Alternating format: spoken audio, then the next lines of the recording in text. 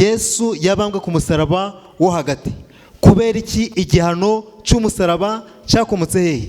Igihano cy'umusaraba ni kimwe mu bwoko bw'ibihano byatangwaga n'abaperesi. Abanyayirani bari mu ntambaro uyu munsi nibo batangaga kiriya gihano. Abaperesi, abanyayirani.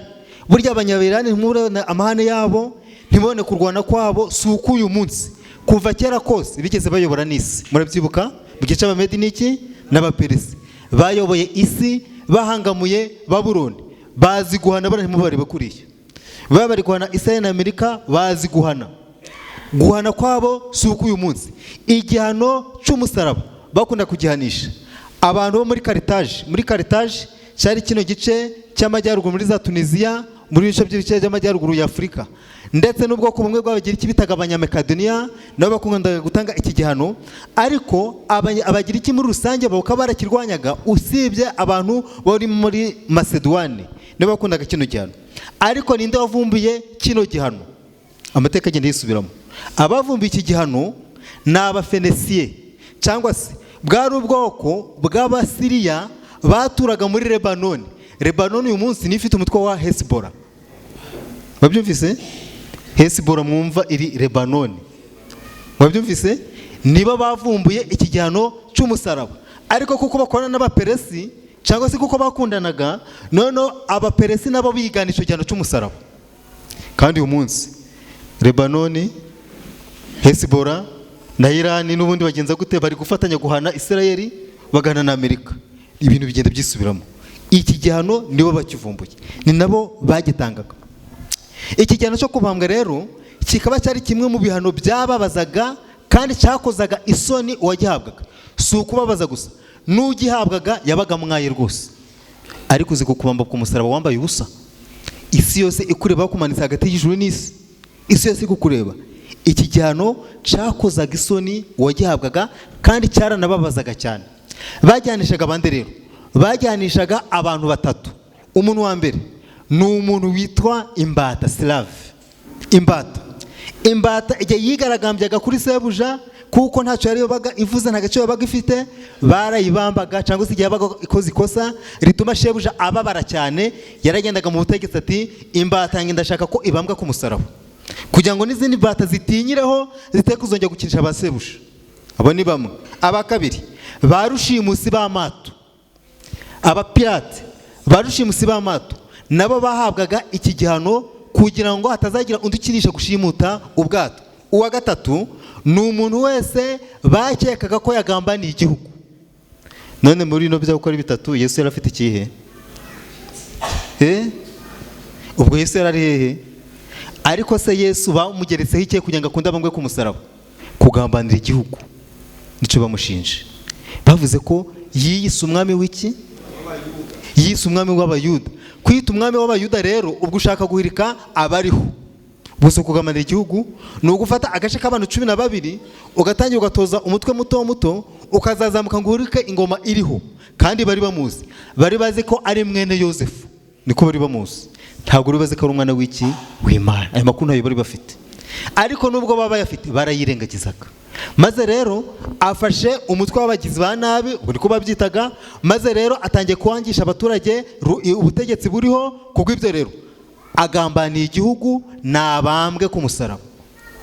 Kandi abagihabwaga bakaba barigihabwaga bambaye ubusa, nabibabwiye, kandi bakamanirwa ku karubanda.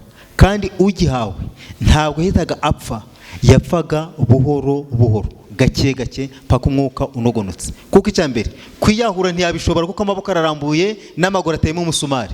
Icya kabiri bari yaranjaga ku buryo batamwicira hasi, ahubwo bamuzahaza akajya ku musaraba agifite akuka, agapfa gake gake umwuka ukarinda umushiramo. Niko babigenzaga. Bityo rero umuntu wese wabangaga ku musaraba yitwaga ikivume muri rubanda. Niyo mpamvu muzasoma mu hagati y'igice umurongo wa 13 baranditse ngo Kristo yaducunguriye kugira ngo dukizwe umuvumo w'amategeko, ahindutse ikivume ku bwacu. Babyumvise? Uwashigwaga ku musaraba yitwaga ikivume. None rero Kristo ashizwe ku musaraba. Ubwo rero yaducunguriye kugira ngo dukizwe umuvumo w'amategeko, kuko amategeko niyo agomba kutubambisha. None rero ahinduka ikivume ku bwacu, kuko byanditswe ngo havumwe umuntu wese umanutse kuki? Ku giti. niko muzasanga ayo magambo. Ariko kuki Yesu yemeye kubambwa? Nimusoma muri Yesaya igice 43 umurongo wa 25 baretse ngo ubwanjye ninjye uhanagura ibicumuro byawe nkakubabarira ku bwanjye kandi ibyaha byawe sinzabyibuka ukundi. Yesu yemeye kubambwa kugira ngo ibyaha byacu byibagirane. Nico yabikoreye. Imana ikure kuri dosiye yawe ibyaha byose ufite ibihanagure, kandi kubihanagura hagombaga kumeneka amaraso, kandi amaraso agomba kumeneka. Nta marika agomba kumeneka amaraso ngo bikunde, nta kiremwa cyo mu ijuru cyagomba kumena amaraso ngo bikunde. Yesu we ubwe niwe agomba kumena amaraso kugira ngo umuntu akizwe. Ngiye rero Yesu aragiye kubambwa ngo Satani yakamuye impuhwe mu bantu mbere yo kubambwa kwa Yesu. Ari yaranja abantu bose n'abadamu bagira amarangamutima abakamuramo izo mpuhwe, amanzazi bamuramo rwose babibinya kugira ngo urusaku rwabo ruza kuzamuka. N'igihe bari kwa Pilato basakuza ngo nabambwe, ngo abadayimoni baraje bivanga mu bantu maze barasakuza amajwi aba menshi kugira ngo Pilato ataza kugira icarenzaho. Burya abadayimoni bari bahari nabo kugira ngo abantu urusaku rube rwinshi maze abivangamo. Abari bamushungereye ajya kubambwa ku musaraba, abasirikare mbere yo kujya kumubamba baramukubise baramunoza ku buryo nta mbaraga yari afite. Abari bamushungereye babonye umukiza ukuntu umukiza yari afite imbaraga nkeya kandi agenda ategwa, ngo ariko ntibamugirira impuhwe, nuko baramutuka bakamuseka, bamuseka kuko yari ananiwe kwikorera umusaraba w'ibiro bingahe 90, niko mwabisomye. Nuko barongera bamukorera umusaraba kuko ari wamunaniye, arongera agwa hasi rwose. Nuko abamushinyaguriraga bari bamuherekeje agiye kubambwa babonye umusaraba umunaniye, batangiye kwibaza ati none uyu musaraba katawugezayo nindura udutwaza, nindura ikora uyu musaraba. Abayuda rero ntabwo bari bemere kwiyandurisha uwo musaraba kuko bari bagiye kujya mu gihe cya Pasika, bagomba kujya muri Pasika bera, kandi kuko umusaraba w'umunyabyaha kwari ukwiyanduza niko babifataga. Kubwo ibyo rero nta muyuda n'umwe wari witeguye kwikora uwo musaraba ngo awushire ku butugu awutwaze Yesu. Oya, nta muntu wari ubyiteguye. Maze rero batangiye gukora imibare, babona ko abantu bose batangiye kuwanga, maze sinzi ukuntu umugabo w'umunyakuriyene bitaga Simiyoni cyangwa se Simoni yazaga ari gutambuka, abona umugabo w'inzirakarengane, abona abantu bose bamushungereye, abona ukuntu bamunogeje, abona ukuntu yikorera umusaraba wenyine, abona ukuntu habuze uwumwakira, maze arahagarara atangara azunguza umutwe. Bakimubona akizunguza umutwe baravuze ati kira gitoye giturutse hehe, nimugihamagare kize kikuru umusaraba, twebwe turarakaye ahubwo cyo kikazunguza umutwe, nimukibwire kizanga. Nuko baramuhamagara, nuko bamubwira bati wa kigabo tubonye uzunguza umutwe, fata uyu musaraba wikorere, twe twabuze wikorera. Simoni uyu mbabwira yari yarumvise ibya Yesu, wese ubwa mbere yarabyumvise, nta nubwo yaratungwe kuko yarazi ko Yesu yangwa. Abahungu ngo yari afite abahungu bizeraga umukiza Yesu, ariko we akaba ataraba umwigishwa we. Yabyumvanaga abana be nkuko abana bashaka kuzana mu materaniro, maze bakanyira bakavuga ibya Yesu, bakabibwira abaturanye ahangaha bakabyumva, ariko bakaba batarabyizera. Uyu Simoni rero nawe nuko yari yabyumvishe, ariko kwikorera umusaraba agana i Karuvari byabereye amahirwe Simoni. Nubwo yagiye avunika, nubwo nawe yarimo akozwe isoni bamunyega, ariko kwikorera umusaraba byamubereye amahirwe, kuko mu bihe byakurikiyeho yashimishijwe cyane n'iyi neza yagiriwe. We bifashe nk'ineza yagiriwe, nk'amahirwe yahawe kwikorera uwo musaraba, maze agakozwa isoni. Bityo rero byatumye yikorera umusaraba wa Kristo abikunze, kandi akomeza kuwikorera anezerewe kugeza bageze i Karuvari aho Yesu yagombaga kubambirwa. Ariko reka mbabwire, aba bayuda bari inyuma ya Yesu banga kumutwaza umusaraba.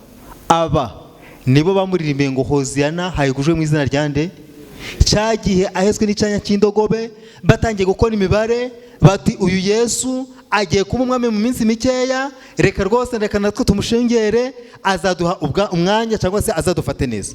Abo barimbaga Hoziyana nibo bahinduye barimba bati oya nabambwe, nibo babihinduye. Reka mbabwire, ukize baraza, wakena bakagenda. Ibyo twese ntibizi mu Kinyarwanda, ni umuco wacu. Iyo ukize baraza, bayobozi muri abayobozi bihindutse gatoya ugasubira ibubisi, ubuzima bukanga. Ndakubwiza ukuri nta wakwegera ngo akwikoze, bajya bakugendera kure nziranye nawe. Ariko iyo umeze neza abantu bose bashaka kukugira inshuti, bamenye ko nziranye na runaka.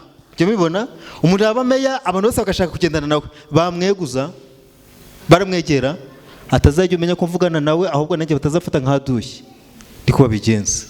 Yesu nawe nibyo bamukoze. Abangaba nibo basakuje ngo nabambwe, kuko ibyo biringiraga babonye bitagisoye. None ikibazo ni iki ngiki, bageze i Nyabihanga bamubamba nayo nabo bagome, umwe iburyo bwe n'undi ibumoso bwe. Ikibazo ni ikihe? Yesu yabambwe kuwe musaraba. Nongeye nigize nkana ku musaraba hehe? Yabambwe ku musaraba wo hagati. Uyu musaraba yabambweho ntabwo ari we babubarije, ntabwo wari uwe. Uyu musaraba wari uwande? Wari uwande? Wari uw'Abaraba. Yesu yabambwe ku musaraba utari uwe. Burya igihe baga bagiye kubamba imfungwa bayibarizaga umusaraba bakurikije n'ibiro ufite. Ariko igihe Yesu bamufataga, bamufashe bamukubiranye. Mwibuka bamufashe saa 9 z'ijoro mu rukerera, byari jeudi kuwa gatanu w'isabato. Barangije baramuburanisha, urubanza barushira mu bikorwa bitarenze saa 9 z'amanywa. Mwumvise urubanza ukuntu nta butabera rurimo? Hari umunyakenya watanze icyo kirego ari kurega leta ya Isirayeli. Mwari byumvise?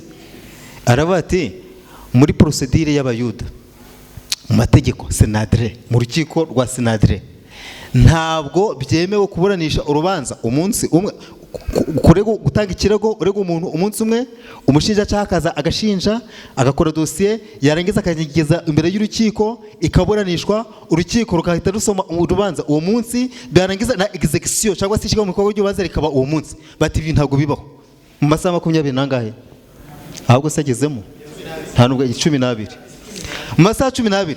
Ariko murebe mwese muzi ibintu byo kuburana.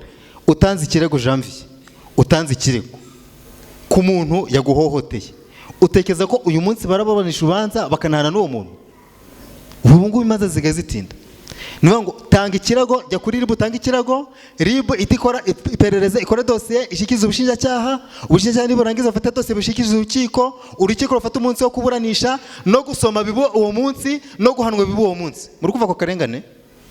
Umunyakenya rero yagiye gutanga ikirego ati suko procedure zabivugaga, maze rero ahambura amategeko. Ariko rero mutekeze imyaka 2000 bishize Yesu abambwe, muri kuvuga urubanza yari burusinde se? Haba ico bita ubuzime, prescription. Urubanza rugira ubuzime, urubanza rugira ubuzime. Buryo umuntu natunga isambu yawe muri kino gihugu, agatunga isambu yawe kubw'ineza, nta mutima we atayisahuye, akamara imyaka 30 ayitunze utariyerekaranye, uzahebe. Burya abagukujeho ibibaye iki? Nuko amategeko ni imyaka 30. None atekereza imyaka 2000. Rero Yesu yabambwe ku musaraba utaruwe. Ntabwo umusaraba Yesu yabambweho ntabwo yari yawubarije, kuko urubanza rwabaye rwikubagaho, barakubiranije, barengije batarya ejo twe turabambambe, twe turabamba ibisambo 3. None se ari Yesu Baraba, ari na Yesu, burya Baraba yitwaga Yesu, nzabibabwira. Burya Baraba yitwaga Yesu nawe. Yesu yitwaniranaga Yesu Baraba na Yesu Kristo. Muri kuva ko bitiranwaga.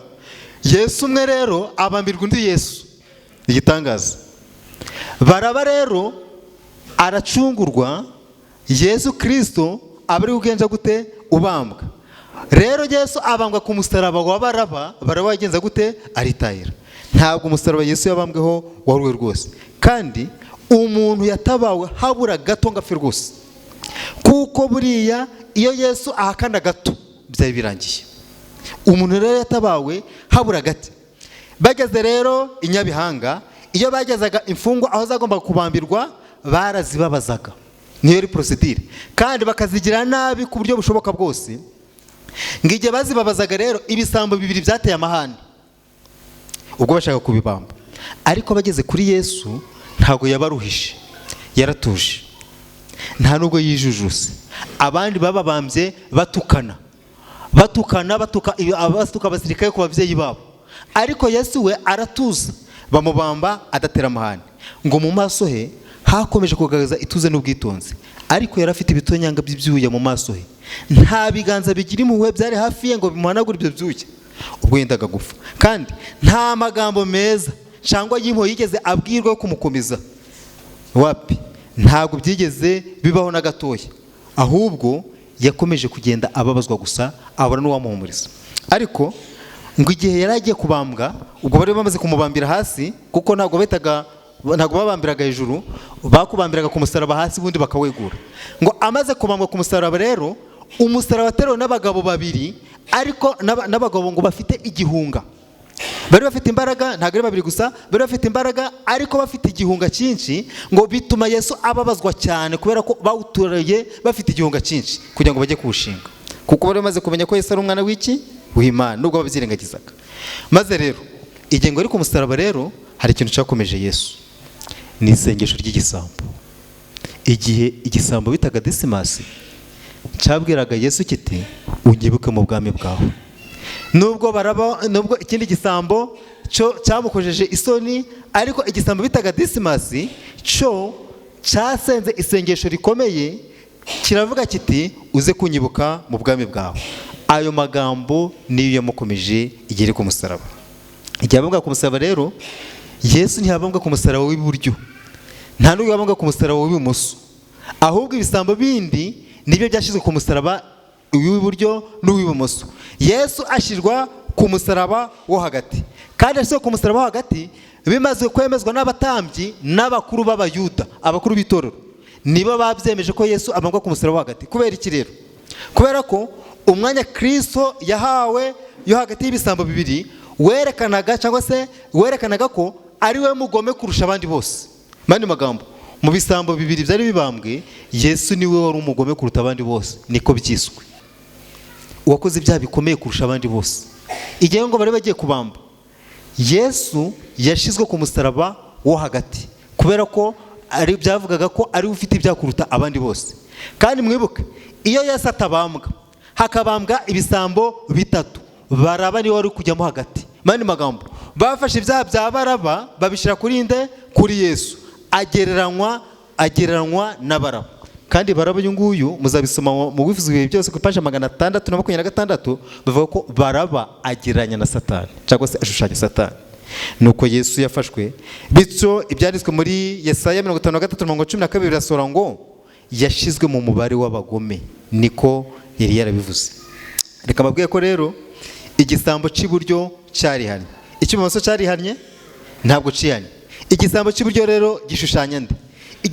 Igisambo cy'iburyo gishushanya umuntu wese wemera agakiza nubwo yaba ari guhumeka umwuka wa nyuma.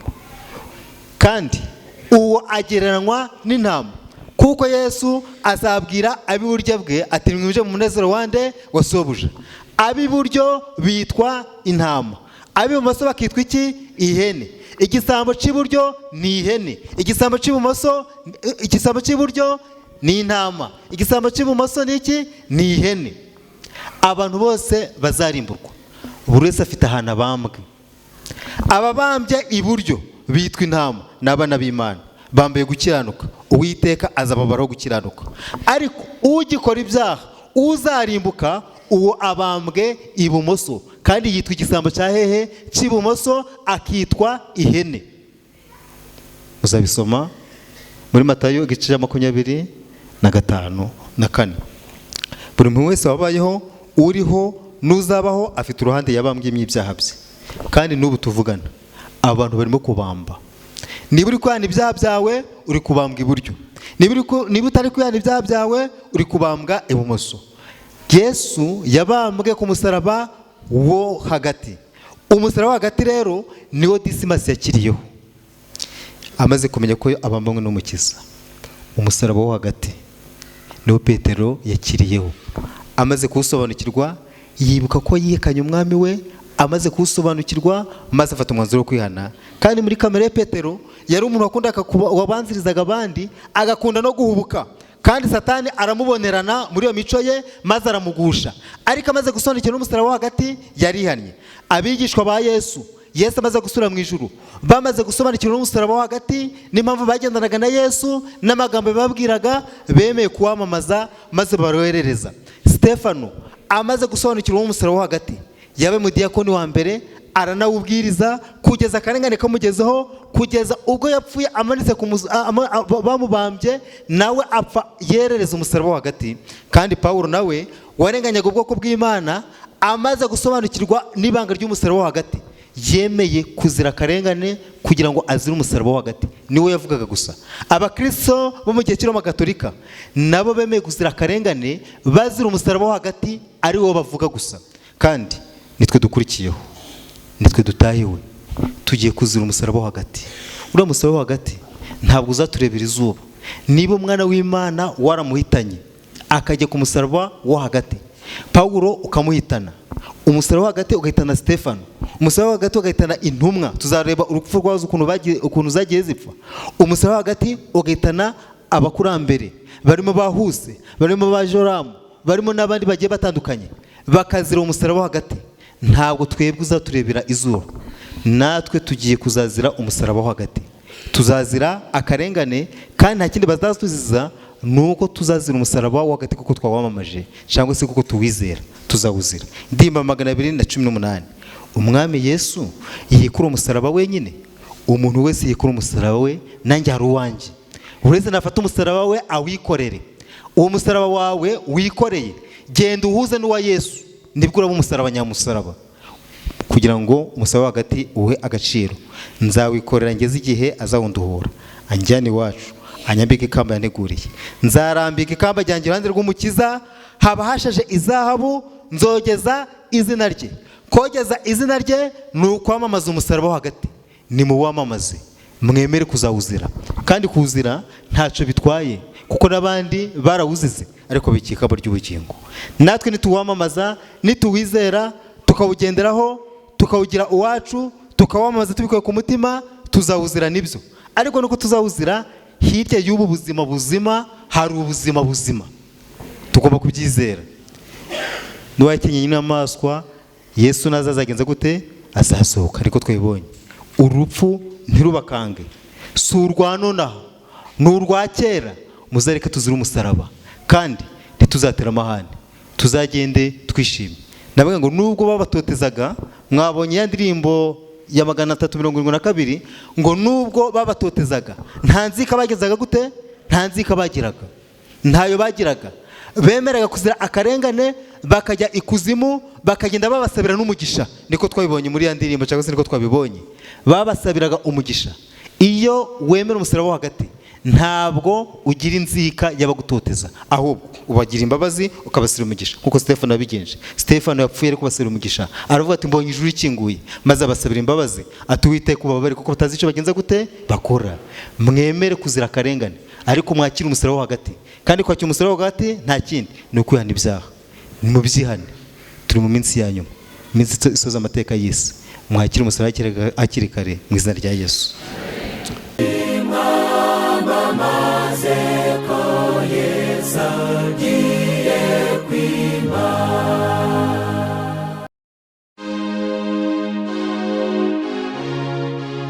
Abo bose bapfuye bakizera, batarahabwa ibyasezeranyijwe, ahubwo babiroraga bakiri kure cyane, bakabyishimira.